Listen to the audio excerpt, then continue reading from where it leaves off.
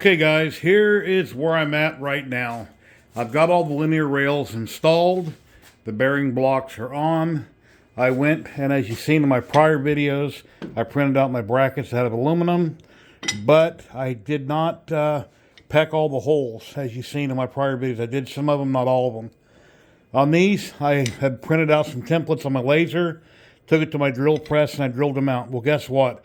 That's not precise. We're not playing horseshoes. It's got to be perfect. And yeah, it didn't work out quite right. No, I got the brackets to work. They were slightly, they might have been tweaked. Well, and then the one side didn't need a larger hole in it. Just needed a smaller access hole to get in there with a small socket so you can move your gantry if you need to move it manually.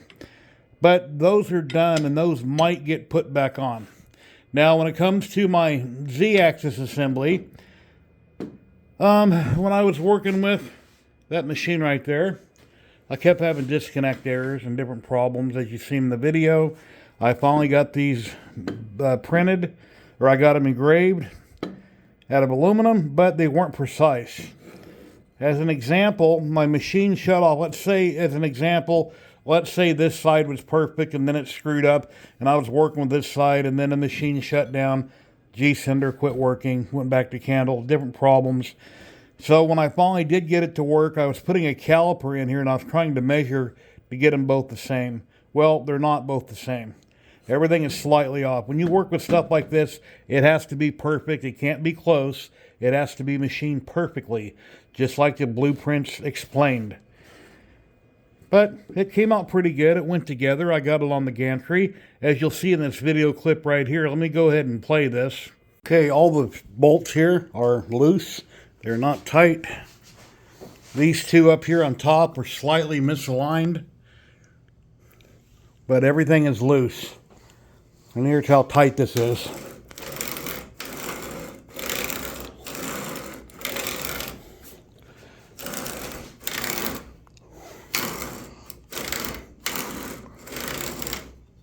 And as you've seen in that clip, it's running very rough back and forth. It's not smooth whatsoever.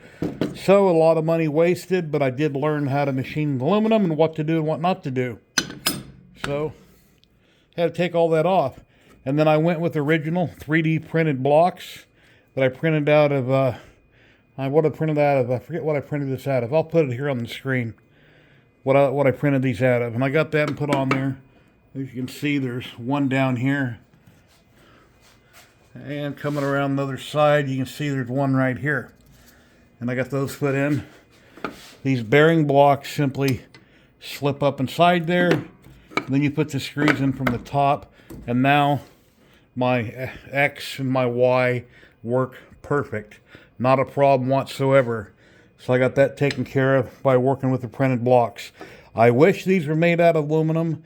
I wish that the heat inserts were pre-threaded, or maybe I can talk to the designer that I got my files from and see if I could get these made by PCB Way, what they might cost. And then I could replace the two here out of aluminum, the two on that side, and the two right here, where they're all aluminum. Because when I was working with the machine a few days ago, had it homed out and everything, and I was bringing my gantry forward, well, it went wonky on me.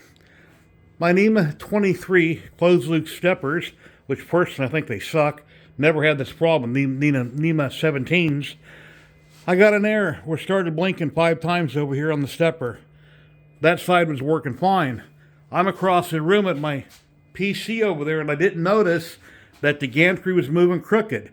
Well, one side's moving, one side was not.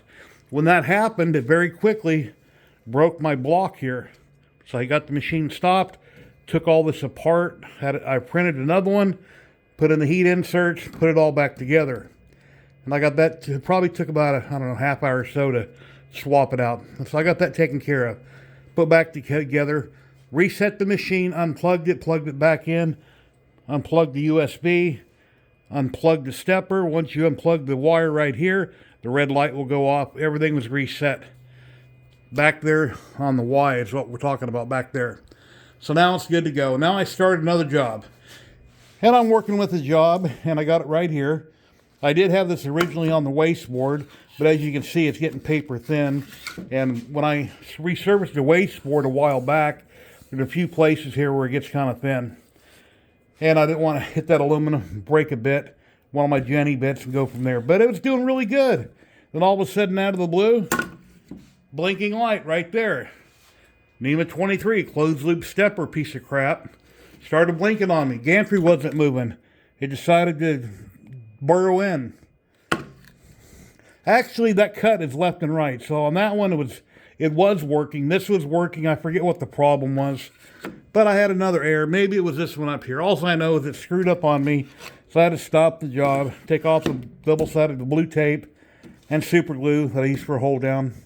Then I came back out this morning, put down blue tape onto the MDF right here. Got this clamped down. That way I don't have to accidentally cut into the wasteboard. I'll cut into this scrap MDF. And the job is going along fine. And then all of a sudden it goes, meow. And the gantry quits moving. We got a blinking light error going on over there. 5 blinks. No idea why it's happening. Once again, I reset everything. Get another piece of wood out. This is a bunch of material that I had bought off Amazon. It was like $45 a box, and you get a bunch of cut pieces of different types of wood. Very nice wood, and it's a shame that I'm going into my third piece. So then I start over. I figured I went in the house for a bit, came back out, said, all right, let's give it another shot. Put down more blue tape, more super glue, got it stuck down, and once again, same problem.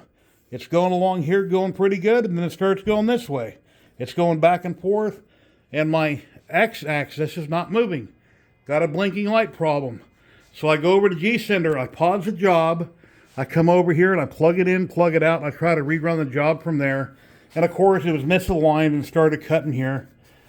So the upgrade went, so to sum all this up, upgrading all the rails, that worked out perfect. I got rid of the hard plastic wheels. Now I've got linear rails on the machine.